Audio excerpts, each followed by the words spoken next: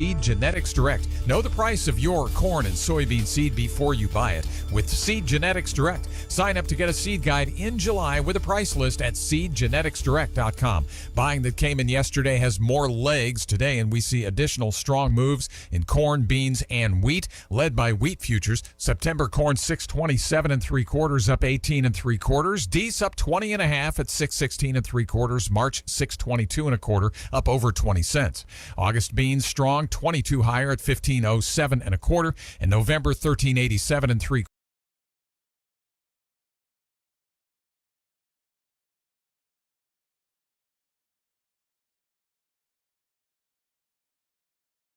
Hello, friends. Welcome back to Sound Off. We got Monday off for the July 4th holiday, but it's good to be back with you today on July 8th. It's always a joy to do this show because we get to talk about different issues in LaPorte County that impact us and talk to different leaders that are making a change and hopefully give you access to the people that are your elected officials or that are appointed by your elected officials to do great things. So today is no different. Michigan City Council person Bryant Dabney is the guest today on Sound Off. We're going to discuss what's happening in Michigan City, some ARP fund stuff, double tracking updates, public safety stuff, and more. If you have a question for Councilman Dabney, you can call or text 219-362-0522. You can email me at soundoff@967theeagle.com or let me know in the comments if you're streaming online. Councilperson Dabney, how are you? It's been a while since you've been here. Have you missed me? I have. How's your summer going? How you doing? Actually, it's going well. It's been warm lately, but it is going well. It's Fair Week coming up next week, and so I assume it's going to be the hottest, most humid week in the summer because it almost always is that week. So prepare yourself, people. It's never a delightful summer week during Fair Week. So let's talk a little bit about what's happening in Michigan City. And again, if you have a question or a comment, if you have a question, call or text me 219-362-0522 or email me at soundoff@967theeagle.com, or you can let me know in the comments. Let's talk a little bit about what's happening in Michigan City. So the county and the cities all got this money from the American Rescue Plan, ARP funds. And the county's looking at ways to invest that money, to spend that money. The city of LaPorte is, and Michigan City is. What are some of the ideas? What's coming from the council, the mayor, these kind of things for how to spend that money in Michigan City? And how much is it even? Actually, when we started, we have 16.3 million coming into Michigan City.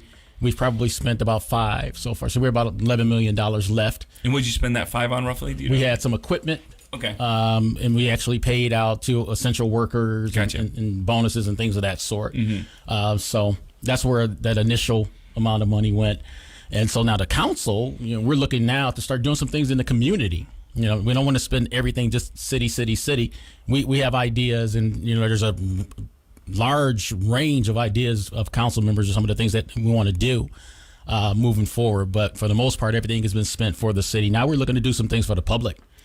And as you as a council person, as you think about what is wise and what is not, I mean, there are probably literally hundreds of things a city could spend money on, right? I mean, there's just a lot of things going on. There's always needs. And Michigan City, even more than LaPorte, has a zoo, has all these things that, and probably everyone in the city would, especially departments and things like that, would like a little bit of that.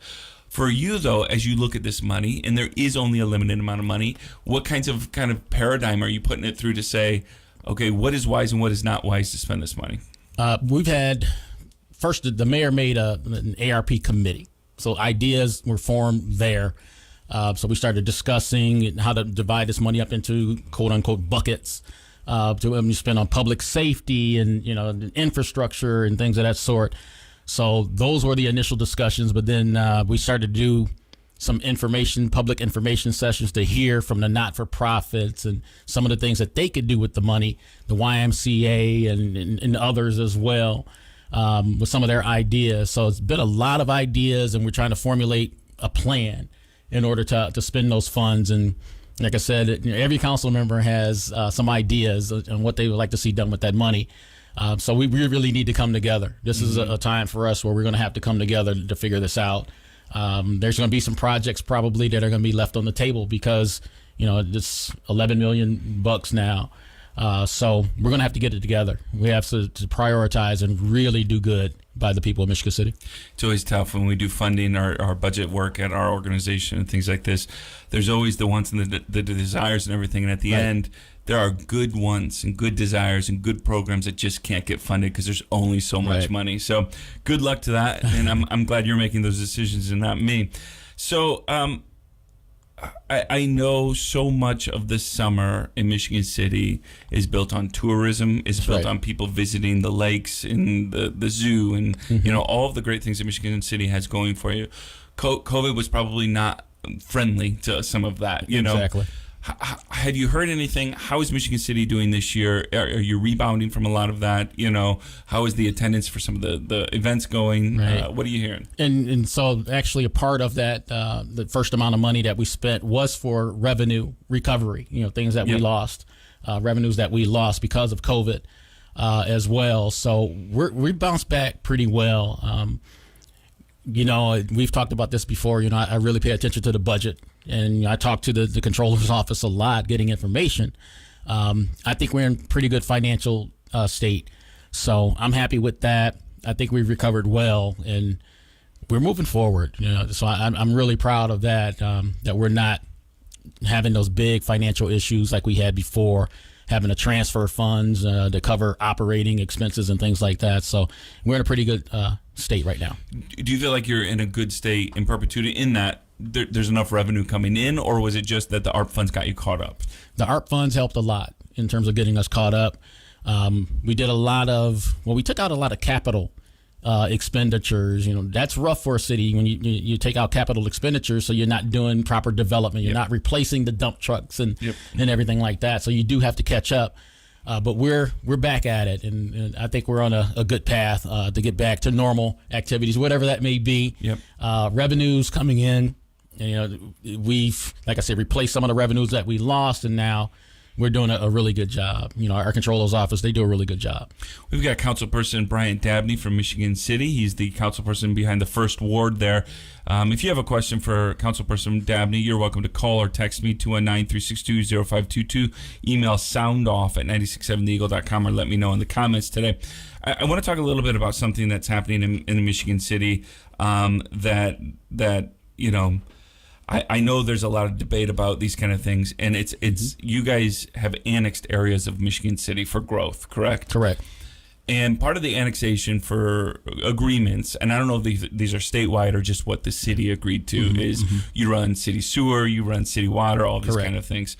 And if I remember right, there's areas that you guys have annexed within the last 2 or 3 years or something. Yes. And you need to still do that, correct? Run all the water and city sewer out there. That's correct. And so there's a debate about where that money comes from. Explain to our listeners a little bit about that debate, because I'm sure they're reading about it, but because you and the mayor, the council and the mayor are kind of on two different sides of this.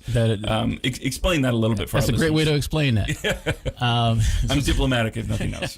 So we annexed, if I'm not mistaken, about 40 acres. If I'm not. I think it's roughly that. Yeah. Yeah, and so once you do that, you have a certain amount of time in order to provide those services with the water and all that kind of stuff.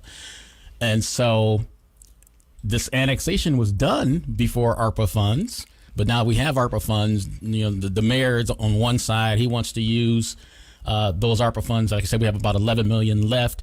It would be about 7.7 million or so in order to provide the service, the water and the sewer and everything like that. And us on the council, we're not in agreement with that. And that's a lot of money to take away for other projects that we can use in order to take care of that annexed property. So my question was how are we going to do it before? Yeah. If we didn't have so that is the question. So if you don't use the ARPA funds, which is, again, a big check written from the federal government, essentially to, again, still your tax money, but given back to the cities, where does the money come from? Where would the council suggest you use the money from? There's been a lot of ideas people have come up with, I've come up with. You have to do maybe some bonding. That's going to be probably where it's going to end up at some point, in my mind, unless something happens where we do put the $7.7 million, but I really can't see that. I'm totally against that. But at some point, we're probably going to have to do a gold bond, general obligation bond, and pay it back with the taxes. But that's going to be a little bit difficult because it's out there in a TIF district that hasn't started to generate those type of dollars yet to be able to pay back. If you don't mind me asking, what area is the annexed area in? I want to out by the 212. Okay, yep. In that area. I hope I got that right. Somebody will call in and correct me. You can text me if it's not. Yeah, somebody will text. And so it's just, we've kind of put ourselves in a box there. In my mind, it's almost was done backward in terms of annexing first without having people that were ready to move, to say we're going to have development out there beforehand, before we did that annexation. So people had almost like promising once we annex, they would be ready to move. So if I'm hearing you right, and correct me if I'm wrong, the city annexed an area that is not generating any revenue really right now. Right. And so you've got to pay for all these services in the hopes that it will generate revenue eventually. Exactly. But it's not like you can say, okay, we've already got these residents or we've already got these people out here that is paying taxes and we'll just get the money from them. That's okay. correct. Okay, yeah. So that's an interesting, interesting predicament. Again, any annexation talk is always fun for me. So we've got Councilperson Bryant Dabney on the show. He's the Michigan City First Ward Councilperson. If you want to, if you have a question, the Liquor Vault on air line is 219-362-0522. We're going to take a commercial break and then get to your calls right after this. We've got two callers online. We'll get to your callers. Just remain patient and keep with us right here on 96.7 The Eagle. Ben Conowitz here, owner of LaPorte Seamless Gutter. My parents started LaPorte Seamless Gutter in 1982 with one goal in mind, really. Our customers' 100% satisfaction. And we are still providing the same customer service that Tim and Seal Conowitz started all those years ago. Give us a call today for a free estimate at 219-362-9972, or you can visit us on the web, www.lpseamless.com. 219-362-9972. The LaPorte County 4-H Livestock Auction is coming up on Friday, July 15th, and they invite you to attend and become a buyer this year. New this year is the Buyer's Breakfast at 7, followed by your registration at 8, and the auction begins at 9. And remember, it's a win-win for both you and the 4-H kids. So make plans to not only attend this year's auction, but become a buyer as well. If you've got any questions, visit lpfair.com. So what are you waiting for? Become a buyer at this year's LaPorte County 4-H Animal Livestock Auction, Friday, July 15th. Hope to see you at the arena. Zero down and 0% financing now at Auto Park Ford in LaPorte. Brand new F-150s, Explorers, Edge, Expeditions, Mustangs, Escapes, Broncos, and more. Zero down and as low as 0% financing. Choose from over 100 new Fords in stock. Plus, a huge selection of quality pre-owned vehicles. It's not just a dealership, it's an auto park. Auto Park Ford in LaPorte. AutoParkFordLaPorte.com. 22 Escape, 3540 down, 540 a month, 66 months, 0% APR, plus tax tag title to qualified buyers. All makes, all models, all at low auto park pricing at Auto Park Ford in LaPorte. Save gas and money in a low-mileage 2019 Ford Escape from only $279 a month. $279. Come find the exact vehicle you've been looking for today. We have a huge selection of pre-owned vehicles. It's not just a dealership, it's an auto park. Auto Park Ford in LaPorte. AutoParkFordLaPorte.com. 19 Escape 19.9, 500 down, $579 a month, 84 months, 5% APR, plus tax tag title to qualified buyers. Bring the family out for this year's 176th LaPorte County Fair. The fair will open the gates for an exciting full week of great music, fantastic food, and lots of family fun on Saturday, July the 9th. Want to skip the long lines? Stop into the fair office and purchase your gate admission or season pass before the fair starts. This year you can get some of the family favorite shows like the Curious Kids Trail, the Rodeo, the Demolition Derby, the Figure 8 Demolition Derby, and much more. Plus, you asked for it and they listened. New this year, free entertainment in the grandstand. Thursday, July the 14th, it's the Beach Bum Band with special guests, the Rock Doctors. The show starts at 7:30 and it's free with a paid admission to the fair. Then on Saturday, July the 16th, No Fences, a Garth Brooks tribute band with special guest Cripple Creek. This show starts at 7 p.m. and it's also free to attend with a paid admission to the fair. You and your family will find plenty of fun and exciting things to do at this year's 176th LaPorte County Fair. Visit lpfair.com for more information. Looking for a hard-to-find item you can't find in the stores? Maybe you'd like to sell a few items you no longer use or need. Maybe you're looking for help around the house or yard. Tradio is the answer. Every weekday following your 9 a.m. news, join Joe Happel and Jeff Wugazer for Tradio on 96.7 The Eagle. It's your time to call the Liquor Vault on-air lines at 362-0522 to buy, sell, and trade just about anything, even those hard-to-find items. Tradio, brought to you by Sowers Buick GMC and by Lighthouse Estate Management. Join us for Tradio, weekdays from 9:06 a.m. until 10 on 96.7 The Eagle. Michiana weather. Cloudy this afternoon with a chance for scattered showers. High of 76. East winds 8 to 15 miles per hour. 61 tonight. Slight chance for scattered showers. From the Weather Center at HometownNewsNow.com. Right now, 74. Thank you for tuning in to Sound Off. You can now text or email your questions directly to the studio. Call or text 362-0522 or email your questions to soundoff@967theeagle.com. This is Sound Off. Welcome back, friends. You're listening to Sound Off only on 96.7 The Eagle. My name's Nate Laux. We've got Councilperson Bryant Dabney from the First Ward in Michigan City on the show today. If you have a question for Councilperson Dabney, you can call or text 219-362-0522. Email soundoff@967theeagle.com or let me know in the comments if you're streaming with us. Let's get to some questions. Hey, thanks so much for waiting on the line. Thanks for listening to the show. What's your question for Councilperson Dabney?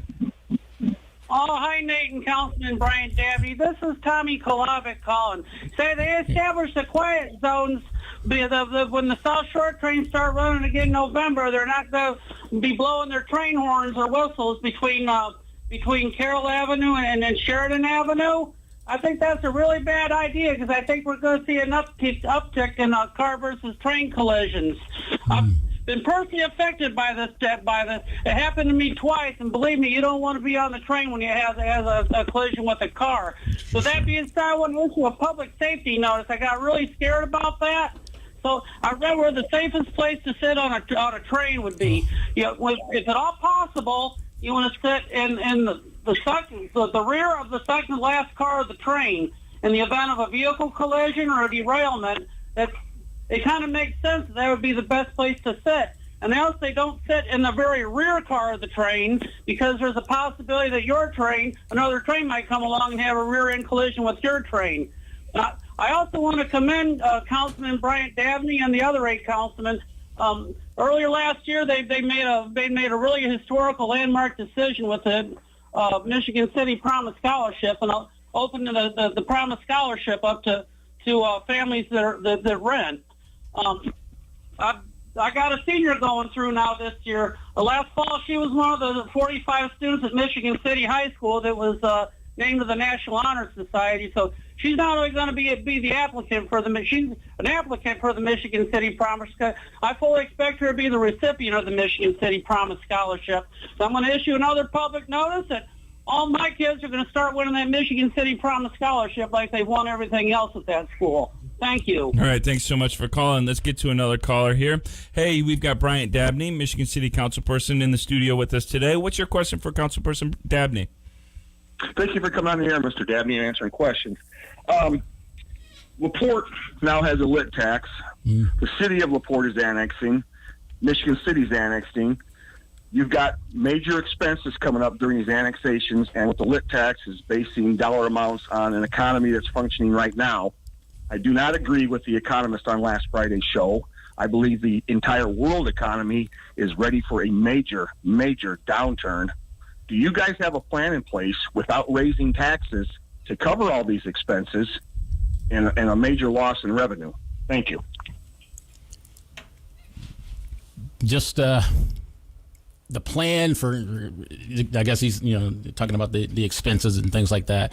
So I'm going to address the lit tax. Let's go back to the lit tax, and that was a 0.5% of a raise in income tax from 0.95 to 1.45%, and so that was given and told to the people to be for public safety. I don't know the exact dollar amount that we would get as a city, but what I see and what I hope happens with that, the new revenue that's coming in from the lit tax, is that we do not use this to come in and just supplement other things in the general fund. What I want to see it actually used for is public safety.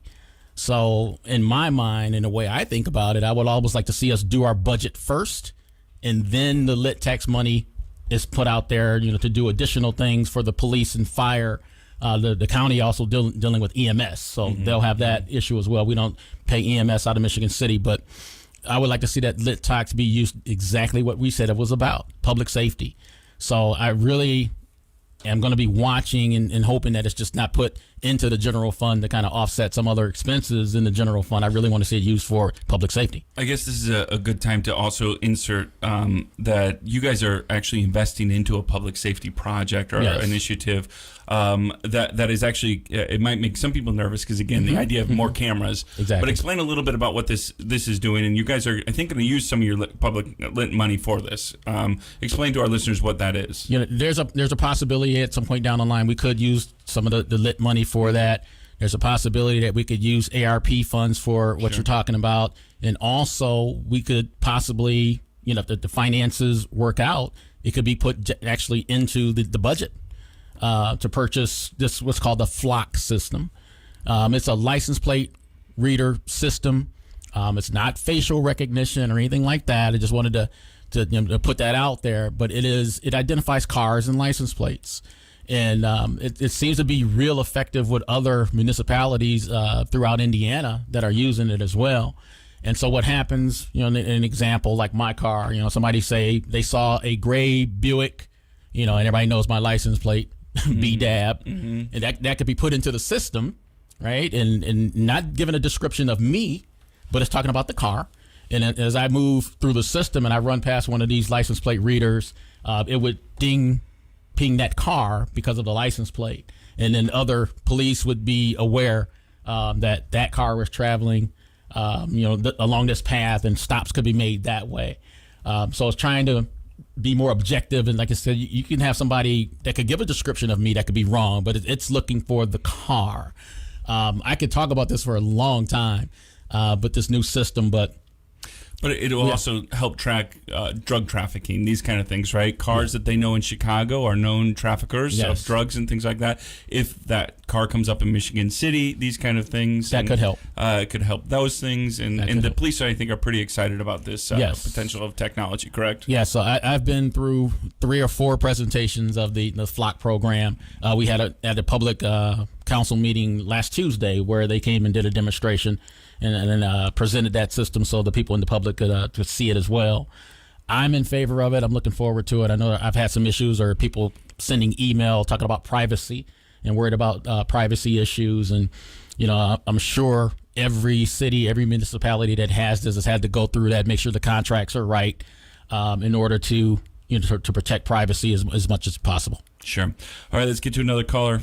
We've got Councilperson Bryant Dabney from the 1st Ward in Michigan City on the show today. What's your question for Councilperson Dabney? Yes, in regards to these cameras and that Monday or Tuesday at the Board of Works meeting in Michigan City, the president of the Board of Works brought up the point that do we really need cameras? And what good are they? Because not only those type of cameras, but cameras that focus on people's face and identify who has robbed the place. People don't come forward and identify the person when they even put it in the paper.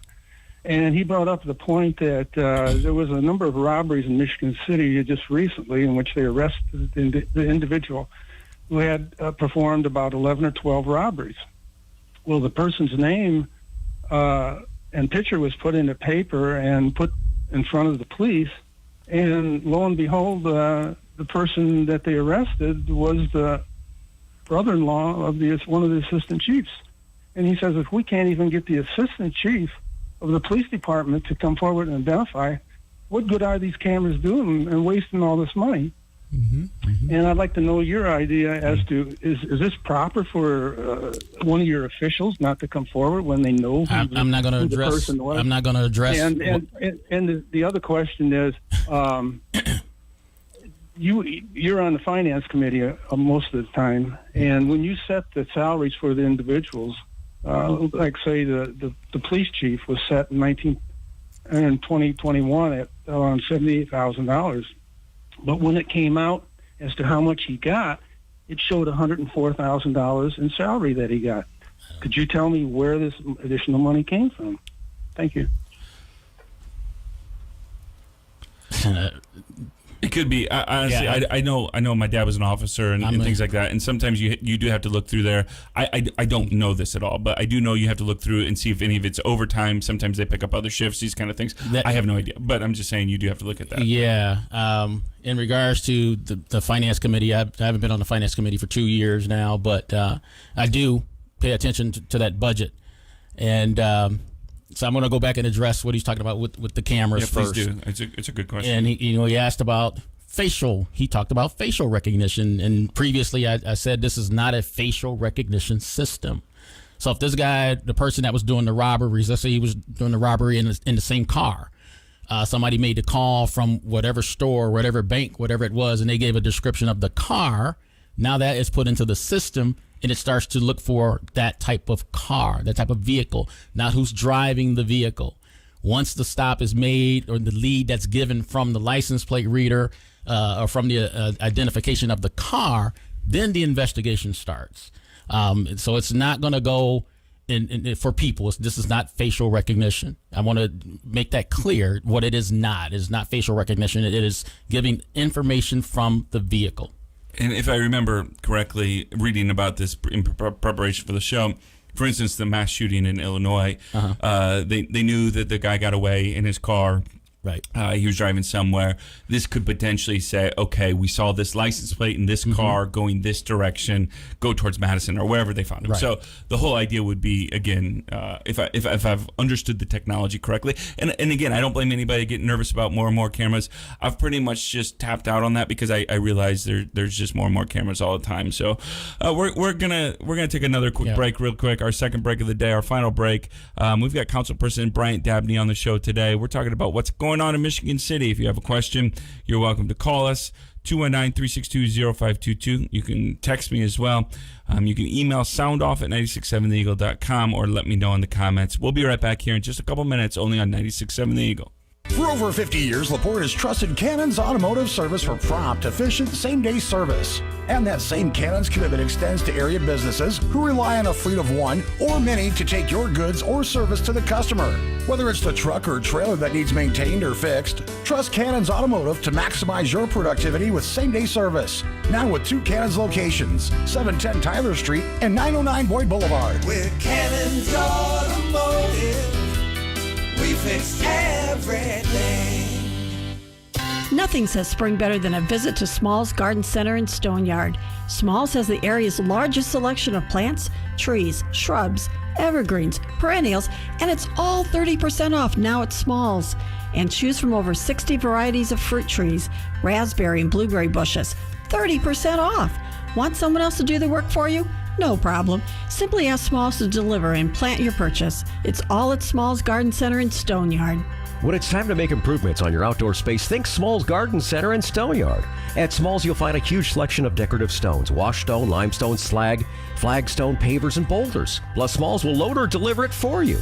And right now at Smalls, all topsoil and mulch is on sale. Call or stop by for prices. Shop Smalls' new selection of outdoor products for outdoor living, patio and garden area, and save on outdoor decor items. Now 30% off at Smalls. Smalls Garden Center in Stoneyard, US 20 in LaPorte, open Monday through Saturday, 8 until 5, and Sunday, 10 until 4. The LaPorte County 4-H Livestock Auction is coming up on Friday, July 15th, and they invite you to attend and become a buyer this year. New this year is the Buyer's Breakfast at 7, followed by your registration at 8, and the auction begins at 9. And remember, it's a win-win for both you and the 4-H kids. So make plans to not only attend this year's auction, but become a buyer as well. If you've got any questions, visit lpfair.com. So what are you waiting for? Become a buyer at this year's LaPorte County 4-H Animal Livestock Auction, Friday, July 15th. Hope to see you at the arena. It's no wonder LiftMaster is the #1 professionally installed garage door opener. LiftMaster's MyQ technology alerts you if you forgot to close your garage door and lets you close it from anywhere, anytime with built-in Wi-Fi. It also has battery backup, so you can get in your garage even when the power's out.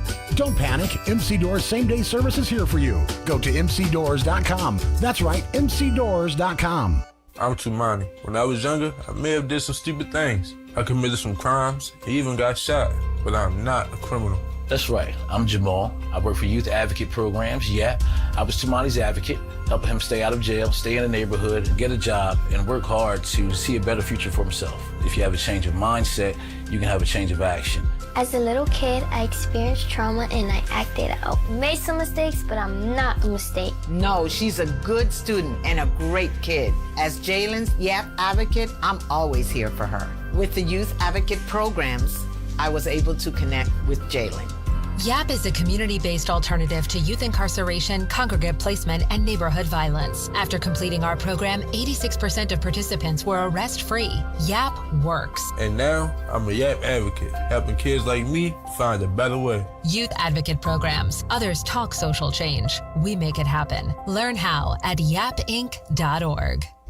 Garwoods is your U-Pick headquarters through October for the freshest fruits and vegetables and for a great family experience too. Check GarwoodOrchard.com or the Garwood Facebook page to see what's ready to pick today. We're waiting to hear from you. Dial or text 362-0522 and let us know what you think. That's 362-0522. Back to Sound Off on 96.7 The Eagle. Hey everyone, welcome back to our final segment of Sound Off here on 96.7 The Eagle. I've got Michigan City Councilperson Bryant Dabney with me in the show today. We have a question that came across here, the text line. Nate, can you ask Mr. Dabney what happened with the neighborhood community meeting? Thanks. So I don't know what neighborhood community meeting they're talking about, but maybe you do. I do. This has been a discussion that's come up in our public, the Board of Works, public safety, Board of Works, public safety. Yes, I'll spit that out. I'll get it correct. And so this is what happened. And I'll just go from the very beginning here. We had some concerned citizens from my Eastport neighborhood. I have 4 neighborhood groups in my in the first ward. The Eastport neighborhood group, Sheridan Beach homeowners, the Canada Neighbors in Elston Grove. They all have neighborhood associations that I work with. And so what I was doing as the first ward councilman, I wanted to set up a meeting for the first ward groups with Chief Campbell to talk about public safety. I mentioned the meeting at a council meeting, and I was talking to someone who was there from the Eastport neighborhood group. So someone was watching the meeting and decided to go out and post that there is going to be a public, like an open public forum meeting when I was trying to schedule something for the first ward groups, but they turned it into a public hearing. So Chief Campbell had information and statistics that would apply to first ward neighborhoods. And so I actually scheduled the meeting at the community room down at the police station there. And then as the day was going on, the chief and the other chiefs as well started seeing this thing posted all over the place as a public meeting. But he was prepared to meet with us, the first ward group. Second ward group can do it as well. The third ward group could do it as well. The sixth ward could do it as well. So he did not want it to turn into something where he had only information for us, right? And other people from the public from all over the place showed up. So he decided to cancel it. And so after that was all said and done, we waited. He did the flock presentation Tuesday night, and he actually made the statement at the meeting that he is going to set up public sessions around the town. So these people will still get a chance to show up at these public meetings. So that's how it all kind of blew out of proportion, because the first ward councilman was scheduling for the first ward people. And then someone heard me talking about it in the council meeting and said, no, went out on Facebook and said, this is a public meeting. Mm-hmm. And then they were like, well, don't you want as many people there as possible? But no, this was tailored toward my group. This was something that I was doing for my group, my ward. Mm-hmm. So that's how I got pushed into something different. But they are going to happen. Chief Campbell did say he's going to do a few of these public sessions around town where people will be able to show up and voice concerns. Sure. All right, we've got Councilperson Dabney from Michigan City, First Ward here. First Ward, let me again say that. Thank you. If you have a question for him, we just got a couple minutes left. You're welcome to call us into the show, 219-362-0522, or text me as well. I'd be happy to ask the question for you. Let's get to our caller. Hey, thanks so much for waiting on the line. Thanks for listening to the show. Appreciate you. What's your question for Councilperson Dabney? Oh, I got a comment on the surveillance and cameras. Yeah. Okay. Look, we got cameras in the bars over every shoulder. You got cameras in the restaurants. You got cameras on the streets. There's cameras everywhere. When the hell are we going to stop all this? That's my question. Okay, how far are we going to go? Okay, it's going to go on and on and on. You can't have a conversation anywhere without a camera over your shoulder. They're putting them on street corners. What are we going to do? We turn into Red China just for the sake of some sort of security? At what point do we stop it? That's it. All right, thanks for calling. Any comment to that? Yeah, I'll comment. So what again, I understand that people, have their preconceived notion, and they keep using the word camera. I keep talking about license plate reader. Mm-hmm. And then there's a part of this system that it goes into action upon a gunshot, a sound, breaking glass. This thing goes into action, comes up and starts to record the license plate and sees the cars and that in the area. So this is going to take some time to be able to educate the public as to what it really is. I mean, we're going to hear a lot of that. And I understand it. I really do. People are worried about privacy. Some of my biggest supporters in the First Ward, I sent an email out talking about this system, and the email that came back was talking about privacy, and I understand that. So we are going to have to do a very good job paying attention and addressing those concerns about privacy. We understand it. The chief understands it, and we're going to have, like I said, we're going to have to do a really good job at explaining that to the people. Yeah, I imagine. I feel that concern as well. The caller's not, I don't think, wrong there in that there is a camera everywhere. The tension that you run into, though, is also people want a safer community, right? That's correct. And so there's this tension between technologies that make it safer, that have been proven through the data that suggests it makes it safer, then to also say we also want some kind of privacy, these kind of things. Right. Now, I also have a video doorbell. My neighbor has a video doorbell, so I assume I'm just on camera all the time. For any of you crazies that want to watch me on the camera, you probably could. But anyway, I get it. I'm going to give you the final word here on today's show. I'm just so grateful you came back to be on the show, to answer the calls. Always grateful to hear what's happening in Michigan City. I was just over there. I'm actually going over to a restaurant in Michigan City. I won't announce it because my dozens of fans. Right. I don't want to bombard me there. However, I'll give you the final word. What do you want our listeners to know? Well, I want the people to really become engaged and pay attention to what's going on. There's a lot of times when misinformation gets out there and it just muddies the waters. Our council meetings, you want to see our council meetings, the first and third Tuesday of every month at 6:30. You can view it online, or you can come down to City Hall and see these live on the Facebook page. It's My Michigan City, where you can go and see our meetings. I think it's important for civic engagement because an educated base of people in regards to what's going on in your city, it creates a better conversation.